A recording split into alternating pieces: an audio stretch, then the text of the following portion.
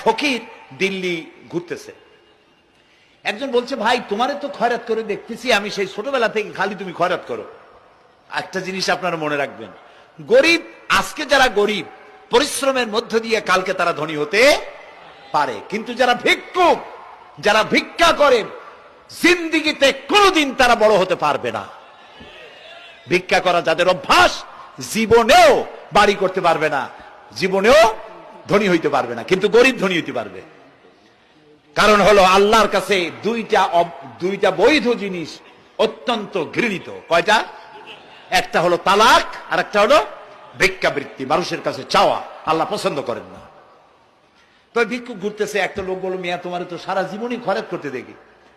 খরচ করবো না, করবো কি? যার কাছে যাই সে দেয় 4 আনা 2 আনা 1 টাকা, এর বেশি তো দেয় না। তো এদি আমি কেমনে বড় লোক হবো?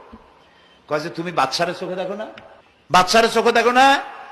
কয় বাদশার কাছে কি আমার মতো লোক যাইতে পারে নাকি? কল না, যাইতে হবে, যাও। বাদশা একবার যাবা, এমন দেওয়া দেবে জীবনে আর তোমার খরচ করা লাগবে না। পাতি শিয়ালের পিছনে ঘুরে তো লাভ নাই। পাতি শিয়ালে খায় মুরগি, তোমার একটা ঠ্যাং দেবে, দাঁতের খেলালের কাজও হবে না। বাঘের পিছনে ঘোরো, বাঘে খায় গরু আর হরিণ, একটা রান দিলে তুমি 1 সপ্তাহ খাইতে পারবা। কাজে ঘুরতে গিয়েও বোঝা উচিত কার সাথে ঘুরি। তো বলছে বাদশার কাছে যাও। তো বাদশারে পাবো কই? কই তো দেখলাম কেবল মসজিদে ঢুকলো।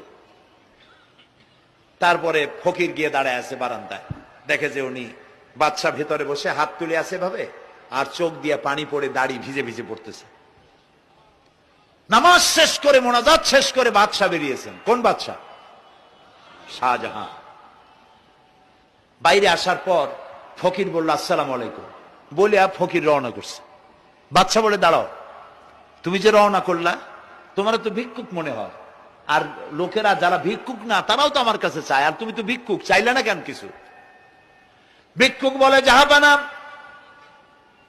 আমি কিছু চাইতে এসেছিলাম আপনার কাছে, কিন্তু আপনার করুণ অবস্থা দেখে আমার জ্ঞানের চোখ খুলে গিয়েছে। আমি দেখতে পেলাম আমি যার কাছে চাইতে এসেছি, আমি তো কান্দি না, হাতও পাতি নাই। যার কাছে চাইতে আসতাম দিল্লির সম্রাট, আবার কোন সম্রাটের কাছে হাত পেতে ভিক্ষুকের মতো কি জানি চায়, আর চোখ দিয়া পানি পড়ে দাড়ি ভিজে ভিজে পড়ছে। আমার জ্ঞানের চোখ খুলে গেছে, দুনিয়ার বাদশার কাছে আর চাইবো না। বাদশা কান্দে যে বাদশার কাছে, তার কাছেই চাইবো। প্রিয় ভাই সব, এই জন্যে জিহেন সাফ করে ফেলুন। দুনিয়ার কোন মানুষের জন্য, মানুষের কাছে নয়, কোন কবরে নয়, কোন কারো কাছে নয়,